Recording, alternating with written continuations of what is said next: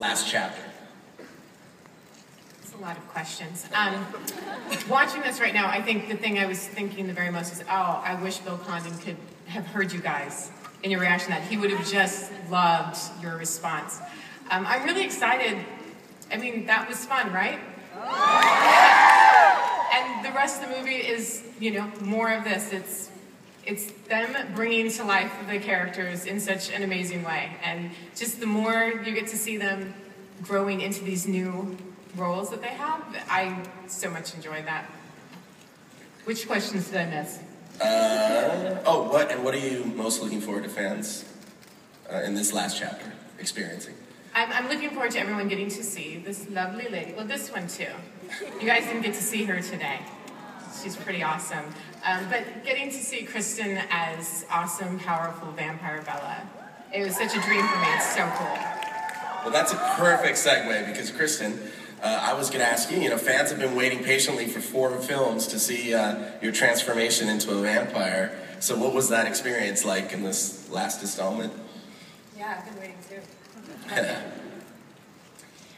felt so good to break her in, like see how fast the car goes, you know what I mean? Like, I've had a lot of time to look at everyone else's versions of the vampires that live in this world, and they're not the ones, obviously, like, Twilight vampires are very unique. They're not like all vampires, and I think thanks, man.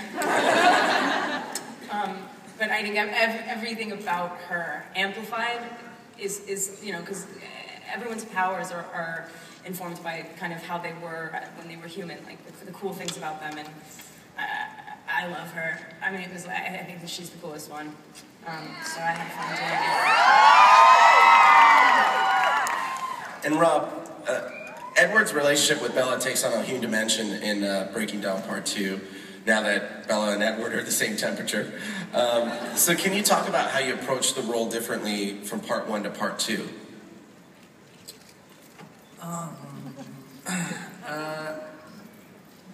Well, I guess he's kind of the weird thing is he's constantly being surprised by Bella in the last 4 movies.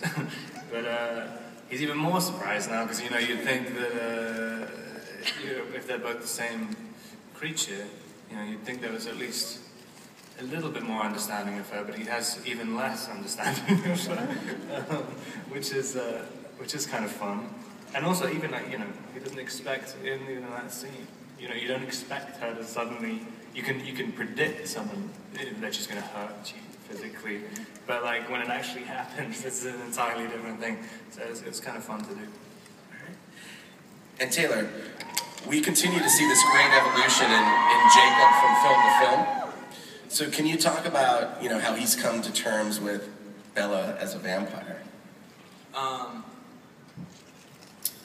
Yeah, I mean, it was exciting for me to portray Jacob in this as a whole because Jacob's goal throughout the whole franchise has been to end up with her, and he's always been stressed and emotional, and in this one, he really has a huge weight lifted off of his shoulder, and he's a little less dramatic in this one, a little more happy.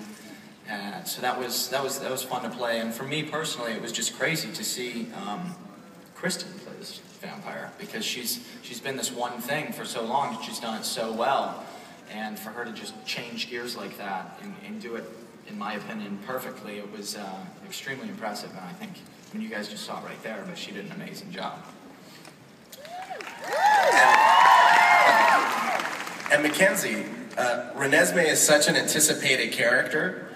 You must have had a lot of fun working on a movie set with this particular cast of this particular film. Can you share with us your favorite memory, maybe, from the set? We did a lot of things. We played hand games. We talked. Conversations.